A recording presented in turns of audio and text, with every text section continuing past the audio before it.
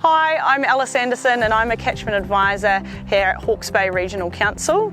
Today we're at Ross and Claire McCormick's farm in central Hawke's Bay. This farm is a really awesome example of what can be achieved through space planting poplar and willow poles. They have a really amazing range of species and ages, and so I'm going to take you on a little bit of a journey today and discuss each of these varieties at their different ages. So behind me here we have a 12-year-old Veronese poplar. As you can see, it's quite an established poplar, and Veronese are by far the most sought after poplar pole. It's more because of their versatility. They can handle a little bit of wet, they can handle a little bit of dry. They're a very nice formed poplar. They have a straight stem and a relatively narrow-ish crown, but their versatility is key, and that's what people are after. What we've got here is a 2-year-old Polar willow. What Polar's key features are is probably its wind tolerance. It's very superior when it comes to wind. It's got a nice straight stem but a narrow crown, giving it that it doesn't have the area to catch the wind and blow over. Its other key aspect is that it's a male clone, so it's ideal in planting along riparian edges as it isn't going to reproduce further downstream. The willow tree behind me is a tongoyo, around 4 to 5 years old. A tongoyo is probably the ideal willow species. It's hardy, it can be planted in dry conditions, and it has quite a wide crown and is superior to wind.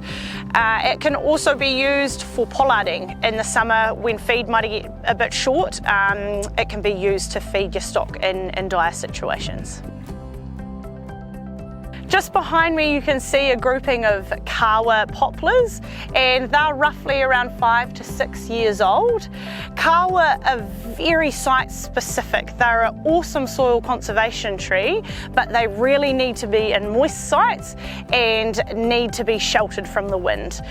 But one of their key features to them is that they've got a very dense core, so they're ideal for timber production if that was something that you were after. The tree just behind me here is a Matsudana willow, and it was planted in 2012. Matsudana are an older variety of willow, and I think nowadays the tongoyo and motiri outweigh the Matsudana.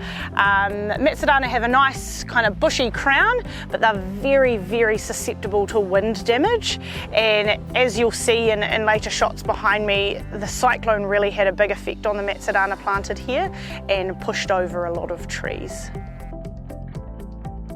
So the tree you can see behind me is a Fraser poplar, and they were planted roughly in about 2018, making them 5 years old. Fraser is key in the fact that it has a very small crown, and it's quite a small growing tree. It's quite compact and dense.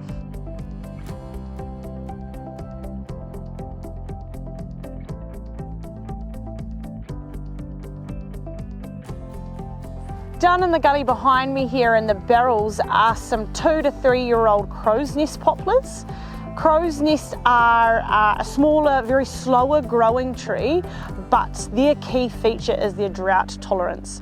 So they are very hardy when it comes to dry areas, and why they're so popular in eastern Hawke's Bay hill country. Here we are at Hawke's Bay Regional Council's Poplar and Willow Pole Nursery, and behind me we have a stand of poplar poles. To the right I have crow's nest, and to the left we have Veronese, and these will be harvested in the upcoming season. And if you'd like to know any more information about varieties or planting or timings for your poplar and willow poles, please get in touch with your local catchment advisor, or to find out more information head to our website hbrc.govt.nz.